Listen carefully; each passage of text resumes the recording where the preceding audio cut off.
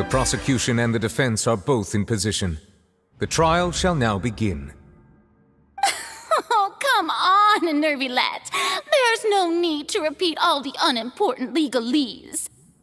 Just fast forward to the part where the prosecution lays out my offenses.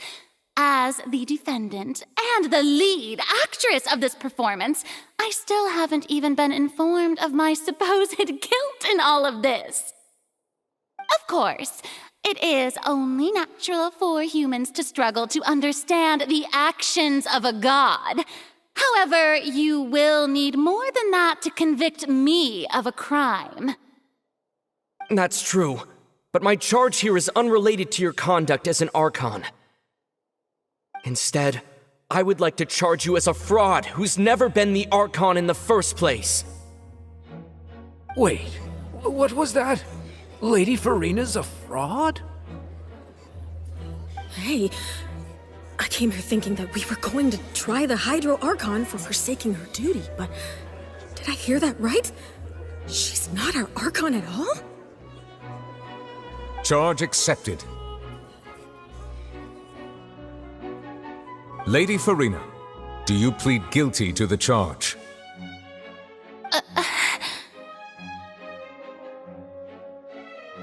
Lady Furina.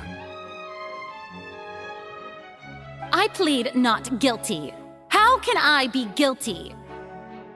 There is no way that I, Focalor, otherwise known as Furina de Fontaine, a member of the Seven and the Regina of all waters, kindreds, peoples, and laws of Fontaine, could be anything other than your true Archon. Yeah, even though Lady Furina can be rather eccentric, isn't it going too far to doubt her very identity? Yeah, I've never questioned her identity either. Sure, Lady Furina can be super irresponsible, but what grounds does that prosecutor have to make such a huge claim? I have cause to believe that common sense will prevail in this case. Many of the members of the audience have known me as the Hydro Archon ever since they were born. There would be no fooling their memory. See? Even the Oratrice has decided to show me its favor. Are you sure you want to commit to a charge that will never be upheld? If you wish to drop the case, I can promise you as the God of Justice that you will not have to face trial for making a false accusation. We will treat everything that's happened as a dramatic spectacle and move on with our lives. What do you say to that? An argument with near impossible odds, huh? We have to not only refute Furina's claims, but also overturn the long-held beliefs of the people.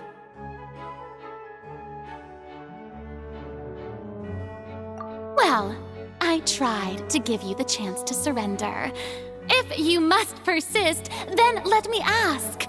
If you believe I'm not the Archon, then what manner of being do you think I am? And if I was not the Archon, then how did I manage to live for over 500 years?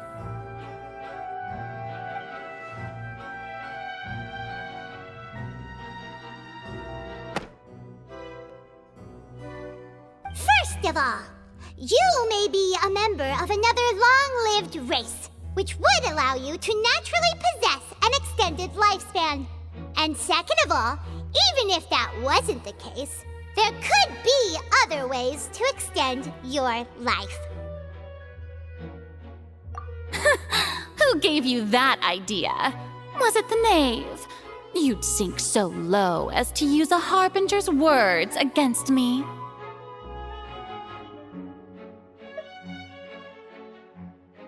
A curse?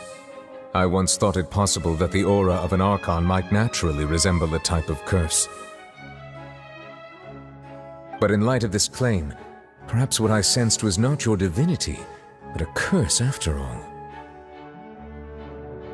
You sensed it too, huh, Nervylette?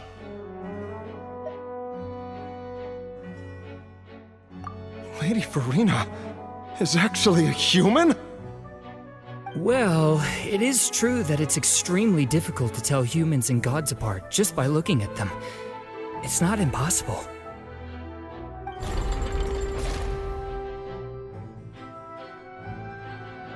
Well, don't start celebrating too early now. Even if I have been carrying a curse like you said, how does that prove that I am merely a human being? Besides, everyone knows that the main difference between a human and a god is the possession of authority. Gods can do what humans cannot. That's why they're worshipped as gods. For centuries, manifestations of my authority have served the nation of Fontaine.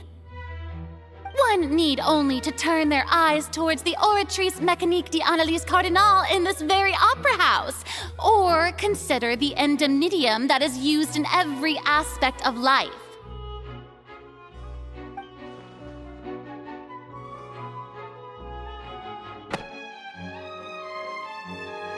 You tried to reference the Oratrice. But weren't you as confused as all the rest of us when the Oratrice declared Child to be guilty without any proof? Otherwise, you should have come up with a good explanation for that by now. Didn't I make myself clear at the time? The decisions of the gods are naturally difficult for humans to comprehend. There is no need to provide an explanation. Lady Furina, I believe a reminder of your current circumstances is in order. While the court is in session, the principles of justice and the law must come before all else. While you are an Archon, you are also first and foremost the defendant in this trial. You will prove yourself unable to defend against the prosecution's charges if you continue to withhold vital information against the rules of the court. I never thought you'd use that kind of rhetoric against me. That was no trick of rhetoric, Lady Furina.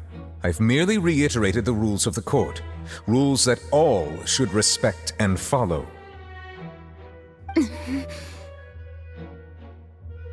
So, you neither knew why Child was declared guilty, nor did you understand the structure and operations of the Oratrice. Instead of having been created by you, the manifestations of authority you mentioned have been made by the real Hydro Archon, haven't they? The real Hydro Archon? Well, now you're really losing me. It is true that I did not know why the Oratrice gave out a guilty verdict that day. But the Oratrice handed out that verdict unilaterally, and it has been operating independently ever since it was first created. You can't argue that just because a divine creation is flawed, that the god behind it must also be no god at all.